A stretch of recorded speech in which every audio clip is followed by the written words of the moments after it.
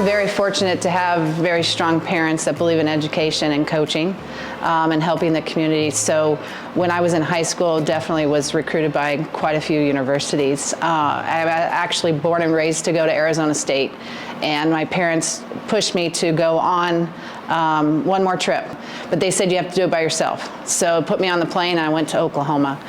Fell in love with the campus, the tradition, the family, the atmosphere, but what most importantly stood out was they were wanting some athletes to help change the program. So my start at Oklahoma was the beginning phase of us 5 coming in and making a difference. Of course, very fortunate that Coach Gasso came in. She came in my sophomore year. With that, it was a huge transition, a huge culture change, but the mindset was still there. We're here to make a difference, to change the program and the landscape of softball in Oklahoma. I've always been driven with any position and any job that I've had to try to elevate a program, to help the current culture elevate. So when I found that this position was open and where Angela, our athletic director, was wanting to take it, and it also still had the piece of we want to become champions going into the Lone Star, it was very intriguing to me. So I started playing when I was very young, 4 actually. And so as I grew up, I played softball and I tried to play other sports. Turns out I'm only softball athletic. I'm unathletic in any other sport. So I kept going on with softball. At 13, 14, I'm grinding every day. You know, I'm putting in the hours. I started talking to Coach Evans, who was the A&M coach that I played for. She really dove into the relationships and the traditions. So got to play at A&M, got to work under Coach Evans, Kara Dill, who is at UT Arlington now, and Craig Snyder, who is at the University of Tennessee. When Coach Evans' contract was up is when I decided to enter the portal, and so that's when I decided to go play for OU.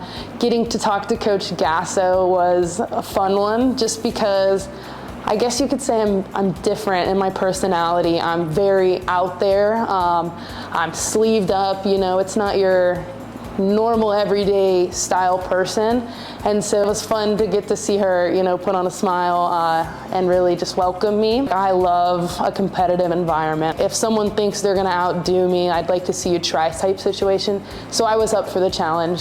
So going to OU, fought for a spot, you know, was DH, 3-hole hitter, won a national championship in 23. Was everything my 4-year-old self could have dreamt of. It was amazing, it was beautiful, it was rewarding. Biggest season in history with a 7th national championship. So the student athlete experience is, first of all, it's student athlete. To me, it's very important to have life balance. So as a student, you have to have that balance to be able to be successful in the classroom, but also as an athlete, have that balance to be able to compete at the highest level. And what does that take? As we talk about culture, it's surrounding the right people in the room, right people in the locker room, in the dugout. And when we can get that, there's definitely great life balance. You have great culture, and you're also elevating them in the classroom as well as on the field. My goals would be right off on day one was to connect with the girls, the young ladies on this team. And that's something that's taken me a while as a coach. And I know it was very important for me as a student athlete, is the connection with your coaching staff and as well as with your teammates. So for the first 2 weeks, it was really engulfing the time that spending with the young ladies and not totally coaching them up. It's just getting to know who they are. I need to know who they are, what drives them, and what they're wanting, not only on the field but off the field. And so that's definitely something that's still in the works. Goals for our team is to compete at the highest level and to make them better versions of themselves that they were yesterday. But going onto that field, being a great representation of this university, I hope to see that everybody sees a change in that they're fun to watch, they're really involved in the community. And I think that's very important, that we are invested in what's going around Richardson as well as just in Texas, period.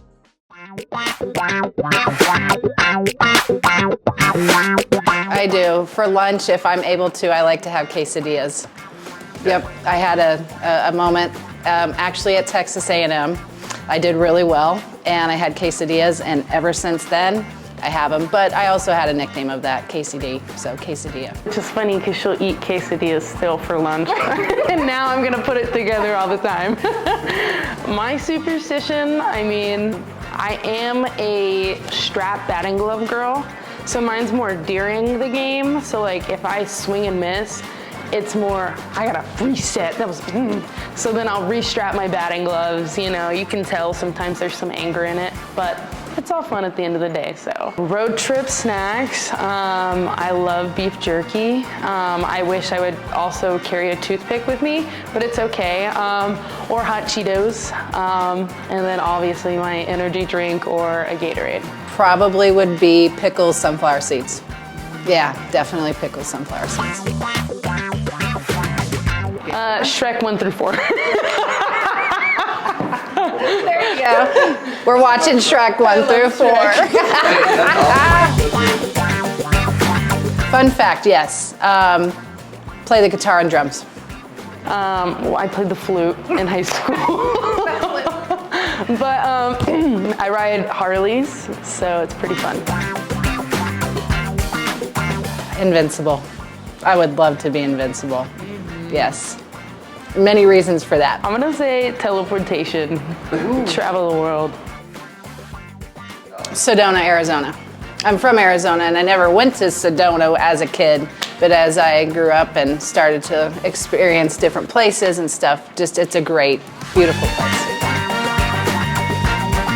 So it can't be a comet. Could we be like a tumbleweed? Tumbleweed would be a good one. It's a golden retriever. I'd take a golden retriever. Yeah, a dog. A dog. A dog. Yeah. Everybody likes dogs.